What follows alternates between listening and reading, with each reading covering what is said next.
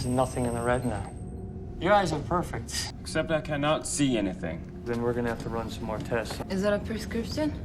No, I'm actually writing directions for the hospital. So that's it? That's it for now. It's gonna be okay. It's gonna be okay. We're gonna find out what it is. All right, I'll give you a try tomorrow. I just wanted to get your take on a bizarre case I saw today. Okay. In amaurosis, everything goes dark, and with him, everything was white. How do you know what he saw? Exactly. I don't know what he saw, but I guess I have to take his word for it.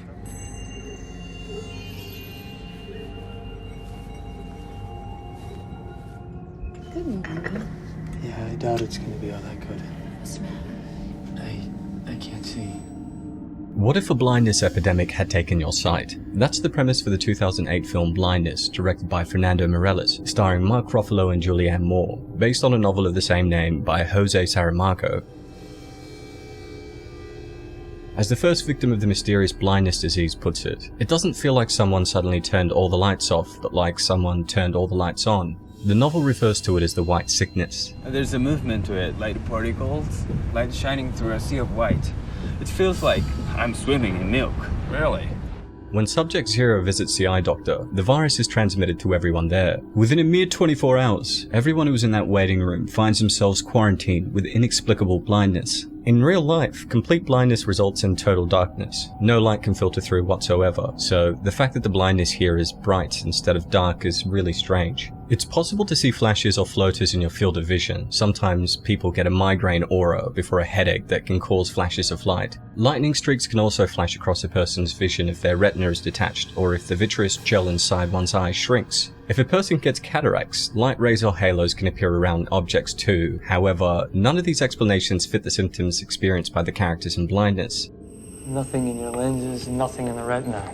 Somebody just turned out the lights. No, it's more like all the lights were turned on. Your eyes are perfect. The first known person to contract the disease is examined, but everything seems physically fine with him. There's an infectious disease called trachoma that's the world's leading cause of infectious blindness, but that causes severe scarring and pain, which none of the characters have. This suggests that the blindness might actually be psychosomatic, meaning that it's caused by a psychological problem, but of course, psychological issues aren't virally infectious either. The cause of the blindness isn't fully explained in either the book or the movie, and ultimately, the blindness is just a vehicle for character exploration in a new terrifying microcosmic society. It is worth noting though that there were a series of cases in Cuba that scientists referred to as a blindness epidemic. The Cuban neuropathy, as it was called, occurred between 1991 and 1994, and affected about 50,000 people in Cuba. Originally thought to have been a viral issue, the epidemic of optic and peripheral neuropathy was eventually found to have been caused by malnutrition. Wide distribution of vitamin B thankfully ended the issue, and this blindness has actually been compared to the one we see in Saramago's novel.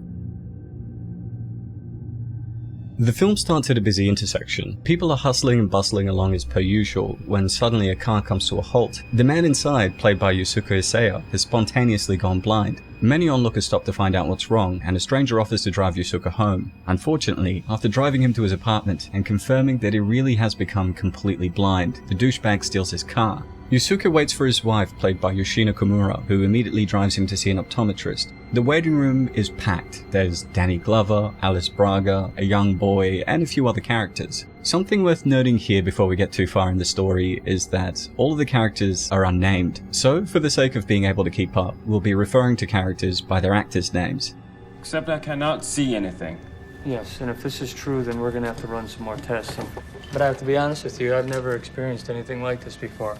Yusuke meets the optometrist, played by Mark Ruffalo, who examines him and announces that he can't find signs that anything is physically wrong with his eyes. Gradually, he takes care of everyone else in the waiting room, unaware that this blindness is infectious, before heading home to his wife, played by Julianne Moore. They talk about the strange case, but eventually relax, have dinner, and go to bed like normal. Shockingly, Mark wakes up the next morning to find that he's also inexplicably gone blind. Essentially, every single person that has come into contact with the disease has caught it, except for Julianne. My orders are only to take the man. No, okay? well, this vehicle is for the infected, okay? Well, then you'll have to take me because I've just gone blind. I've just gone blind.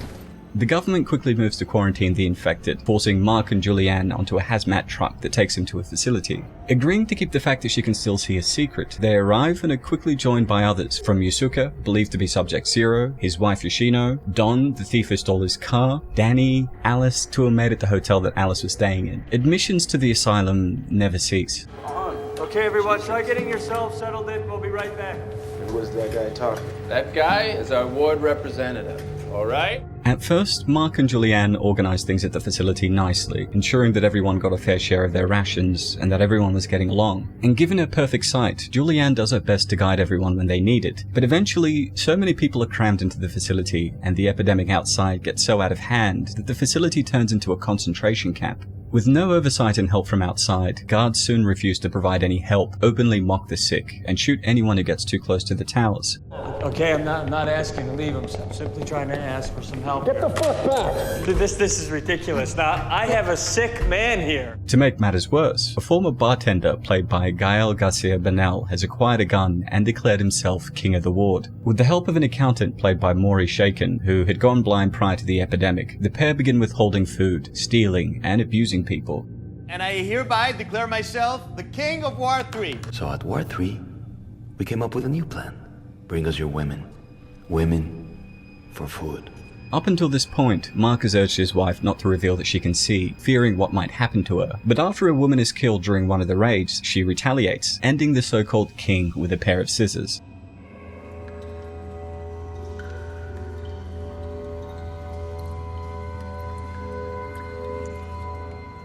With the ward in flames, our survivors escape the facility to find a deserted city and, after befriending a dog, make their way to Mark's apartment, where they begin forming a new family together. Just as quickly and randomly as the blindness appeared, it begins to disappear, with Yusuke discovering that he can see again. The group celebrate, with the implication being that the disease is only temporary and that everyone will eventually have their sight restored.